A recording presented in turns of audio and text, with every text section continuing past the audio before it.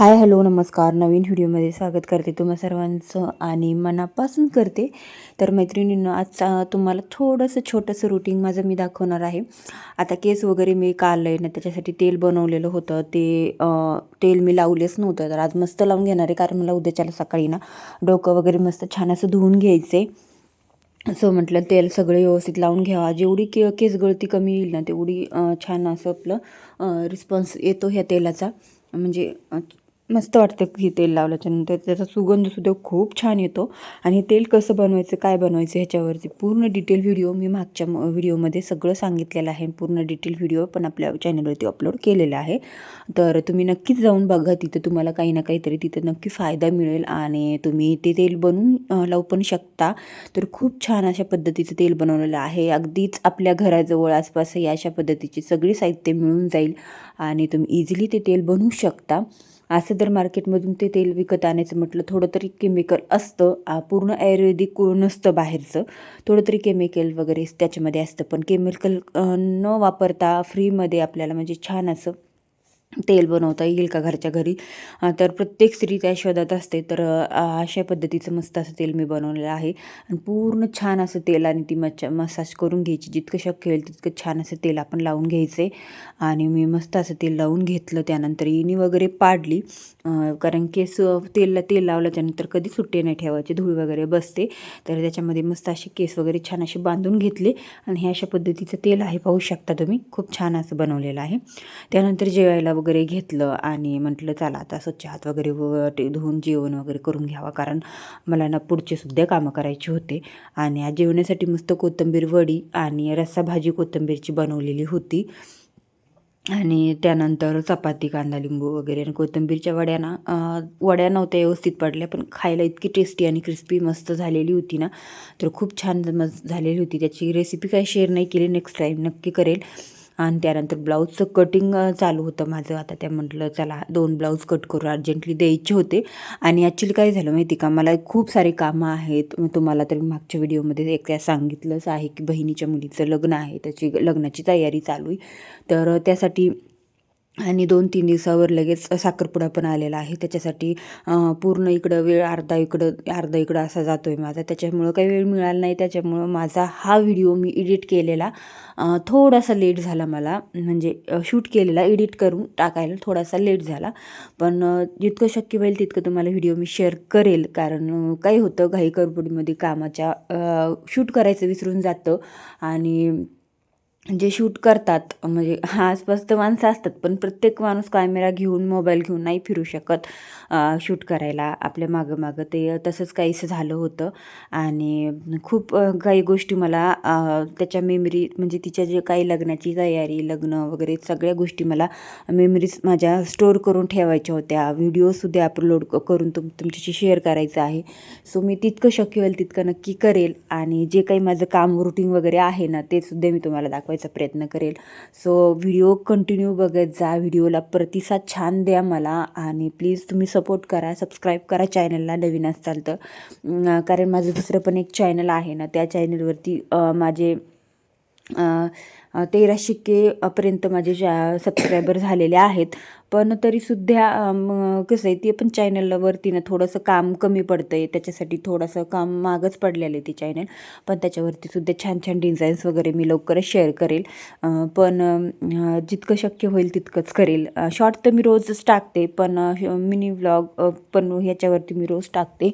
पण काय होते ना, फुल व्लॉगला थोडासा वेळ लागतो एडिटिंग करायला, आवाज द्यायला आणि शूटिंग करायला पण. त्यासाठी मग फुल व्लॉग जे काही असतो ना, व्हिडिओ, मोठा व्हिडिओ, ते थोडासा लेट होतो. आठवड्यातून 1-2 व्हिडिओज आपले त्याच्यावरती येतात, ह्याच्यावरती पण आणि त्याच्यावरती पण. तर चला, आता लगेच शिवायला घेतलं आहे. आणि आता म्हटलं साईड बाय साईड लगेच द्यावं, कारण संध्याकाळी मला हे द्यायचं होतं. त्यांना जायचं होतं वृंदावनला, त्या कस्टमरला. तर त्याच्यासाठी 2 ब्लाऊज आणि 2 साड्या त्यांनी मला दिलेल्या होत्या. तर त्या 2 ब्लाऊज मला आज कंप्लीट करायचे म्हणजे करायचे, कारण संध्याकाळी द्यायची होती त्यांना, बॅग पॅकिंग वगैरे करायची होती. तर काही कस्टमर जे असतात ना, अगदी अर्जंट मागतात, पण मी देते का, तर ते रेग्युलर कस्टमर असतात. आज जर नवीन कस्टमर असाल तर नाही देत मी शक्यतो. कारण कसं कसं आहे, ज्यावेळेस आपल्याला अर्जंट म्हणलं तर खूप धावपळ होते, कुठेतरी आपलं जेवण राहून जातं किंवा कुठेतरी आपले मुलं बाळ पण असतात मागं. आपल्याला प्रत्येक गोष्टीमध्ये आपण कुठंतरी कमी पडतो असं असतं ज्यावेळेस आपण काम खूप जास्त फास्टमध्ये करत असतो. आणि असं काहीसं होतं माझ्यासोबत. काम एकीकडं, मुलं एकीकडं, घर एकीकडं, सगळ्या गोष्टीची धांदड उडते माझी. आणि मी खूप अशी ह्याच्यामध्ये जाते की स्वतःलाच विसरून जाते. कधी खायचं विसरून जाते, तर कधी काहीतरी विसरून जाते. काही गोष्टी बऱ्याचशा विसरून जाते मी. आणि तरीसुद्धा काम मी हे करते डेलीमध्ये. काम हे सगळ्यात अगोदरची प्रायोरिटी आहे असं मला तरी वाटतं. कारण कसं आहे की आपण काम केलं तरच 4 पैसे येणार आणि ते 4 पैसे आपल्याकडे आले तरच आपण पुढचं आयुष्य चांगल्या पद्धतीने जगू शकतो. किंवा पैशानीच आपण स्वतःचं खाणं पिणं म्हणा, कपडे लत्ता काहीही म्हणा, पैशाशिवाय गरज भागत नाही. तर हे असं काहीतरी आहे. तर त्याच्यासाठी म्हणून मी कंटिन्यू काम करत असते. पण थोडासा वेळ आता माझा इकडं तिकडं होणार आहे. तुम्हाला तर सांगितलंच आहे बहिणीच्या मुलीच्या लग्नामुळे. पण ठीक आहे, म्हटलं चला आता साखरपुडा आहे, त्याची बरीचशी तयारी झाली, बरीचशी बाकी आहे आणि तीसुद्धा मी तुमच्याशी नंतर शेअर करेल. सो चला. आणि आता चाललं होतं इथं सोनू बाहेर वगैरे आलेली होती आणि तर काहीतरी तिचं कुलुडबुड चाललेलं होतं की तिचं काय असतं माहिती का, घरी असलं ना, आता ख्रिसमसच्या सुट्ट्या वगैरे होत्या ना, त्याच्यामुळं खूप त्रास देती. मग बाहेर वगैरे खेळून आली थोड्या वेळ, पण तिचं काहीतरी म्हणून होतं की मला मोबाईल दे, असं दे तसं दे, असं घुलवत होती माझ्यापाशी बसून. पण मी काही तिचं ऐकलं नाही, पूर्ण ब्लाऊज स्टिच करून घेतला आणि त्यानंतर मग तिला थोडा वेळ दिला. आणि मग थोडंफार तिला कामं पण लावत असते मी, कारण मुलांना कसं आहे सवय पण पाहिजे कामाची. आणि मुलांना लहानपणापासून जर सवय लागली तर छान पद्धतीने मुलं स्वतःचे कामं तरी स्वतः करू शकतात. त्यासाठी तर सुट्टी वगैरे असली तर ती मला बऱ्यापैकी छान अशी छोटे छोटे कामं करू लागते. पण बघा कशी रडायची नाटकं करते, कारण तिनं नाटकं खूप जास्त करते, मला इमोशनल करते. पण तिला माहिती आहे की मम्मी माझी खूप अशी प्रॅक्टिकली पटकन इमोशनल होत नाही. इमोशनल फक्त मी कशाबद्दल होते की काही गोष्टी असतात त्या खरंच इमोशनल व्हायल्यासारख्या असतात, तर त्याच्याबद्दलच होते मी. कारण मुलं आहेत ना, मुलं एक नंबरचे नाटके असतात. ते लवकर आपल्याला इमोशनल करतात, ब्लॅकमेल करतात आणि आपण लगेच त्यांच्यामध्ये हे होऊन जातो. आणि म्हणेल ते वस्तू आणून देतो, म्हणेल ते आपण काही पण त्यांच्यासाठी करतो, मोबाईल देतो ते वगैरे. तर मग त्याच्यावरून जास्त नाटकं त्रास देतात आपल्याला. तर चला, इथं आमच्या दोघीचं पुन्हा नंतर मग तिला मजाकमध्ये करून करून थोडंसं हसवलं.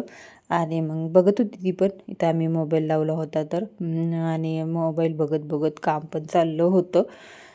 पण ती घुलवत होती मला असं मला तसं, नाही का.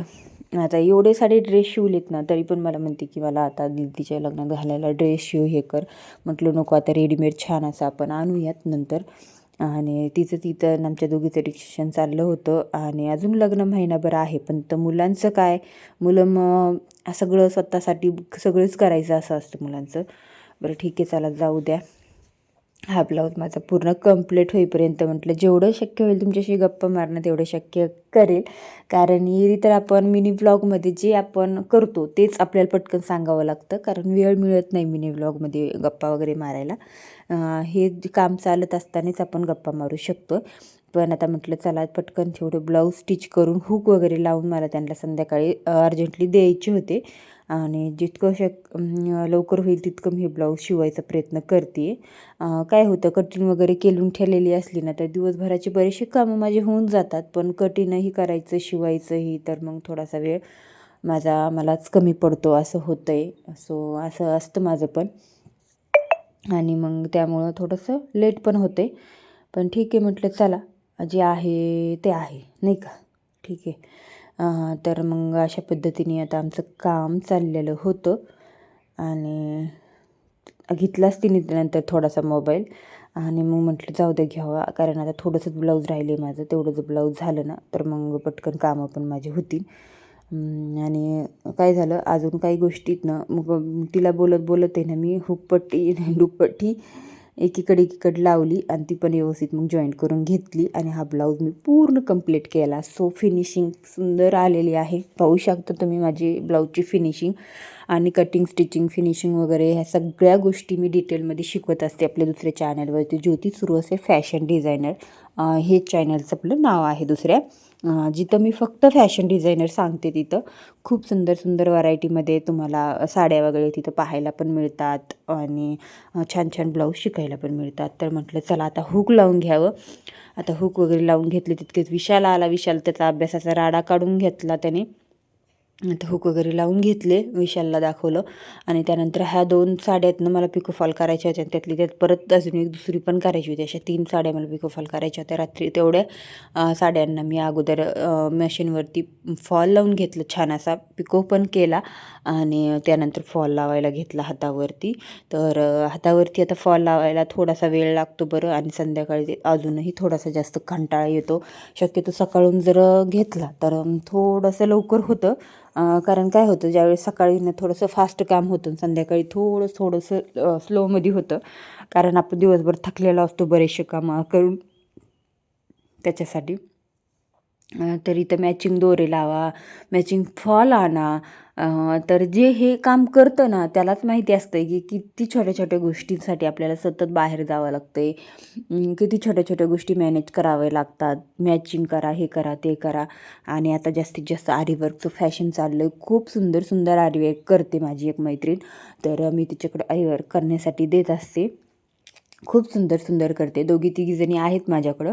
तर मी त्याचेसुद्धा व्हिडिओज तुम्हाला टाकते कारण ते आरीवर्क करून देतात आणि मी ब्लाऊज स्टिच वगैरे करते आणि खूप छान छान आरीवर्क आता येतं आहे. आणि हेवी वर्क करायचं असेल तर 4-5 हजार रुपये नक्कीच लागतात. कारण वर्क हे सुद्धा खूप बारीक पद्धतीने आणि खूप वेळ असा लागतो आणि खूप बारीक वर्क आणि हेवी वर्क असलं ना तर खूप आपल्याला त्यामध्ये पूर्ण लक्ष देऊन देऊन काम करावं लागतं आणि खूप छान अशा पद्धतीचं वर्क येतं. कारण जे साडीवरती रेडीमेड ब्लाऊज वर्क येतं ना ते अजिबात चांगलं नाही आहेत. आपल्याला बनवून घेतलं ना तेच वर्क छान असतं. तर शक्यतो आता सगळ्या नवऱ्या तसेच करून घेतात. आता नवरी म्हटल्याच्यानंतर एकदाच सगळ्या गोष्टी होत असतात. त्याच्यामुळं नवरी अशी पैशासाठी थोडासुद्धा इकडं तिकडं न बघता सगळ्या गोष्टी आपण केल्या पाहिजेत. तर खूप छान छान अशा पद्धतीचे ब्लाऊज मी तुम्हाला शॉर्ट व्हिडिओमध्ये दाखवलेले आहेत. तर पूर्ण ब्लाऊज मी ते स्टिच केलेले आहेत आणि आरीवर्क वगैरे करून माझी मैत्रिणीने दिलेले होते. आरीवर्कसुद्धा येतं मला पण तितका वेळ अजिबात मिळत नाही कारण खूप कामं असतं शिवायचं. मग आरीवर्कला वेगळा वेळ अजिबात मिळत नाही. त्याच्यामुळं मग मी काय करत असते की आरीवर्क बाहेर देत असते करायला. छोट्या मोठ्या गोष्टी तर मी करते पण एवढं नाही होत. जास्त कटिंग आणि स्टिचिंगचं ब्लाऊजचं काम खूप जास्त असतं त्याच्यासाठी. आणि ह्या साड्यासुद्धा कधी कधी खूप लेट झालं किंवा खूप लोड असेल माझ्याकडं तर मी साड्यासुद्धा पिकोफॉलला बाहेर देते. पण ह्या अर्जंटली द्यायच्या होत्या आणि मग थोडंफार इकडं तिकडं करून मग देत असते. कारण आपल्याकडे आहे मशीन तर थोडा वेळ काढून आपण अर्जंटली द्यायची असेल तर 2 साड्यांसाठी कुठं बाहेर पाठवा, आणायला जा, न्यायला जा. मग त्याच्यासाठी मग तेवढं मी केलं.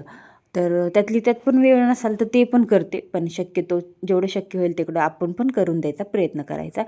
तर चला आजचा व्हिडिओ तुम्हाला कसा वाटला कमेंट करून नक्की सांगा आणि व्हिडिओला लाईक नक्की करत जा, व्हिडिओला शेअर करत जा आणि चॅनलवरती नवीन असाल तर प्लीज सबस्क्राईब करा जेणेकरून तुमचा सपोर्ट मिळाला ना तर व्हिडिओ बनवायला अजून छान वाटेल आणि खूप छान छान असे इंटरेस्टिंग व्हिडिओ तुम्हाला पाहायला वगैरे मिळतील आणि मस्त असं छान असं व्हिडिओज तुम्हाला मिळतील बघायला. कारण काय झालं खूप काही काही गोष्टीनं कामाच्या ह्याच्यामध्ये मी विसरूनच जाते व्हिडिओ शूट करायचे.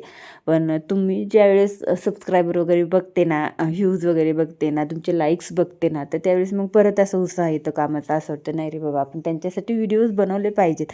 आपले व्हिडिओ रोज बघतात तर आपण त्यांच्यासाठी तरी व्हिडिओज बनवले पाहिजेत. तर मग अशा पद्धतीने मला छान वाटतं व्हिडिओ बनायला. चला भेटू नेक्स्ट व्हिडिओमध्ये. बाय.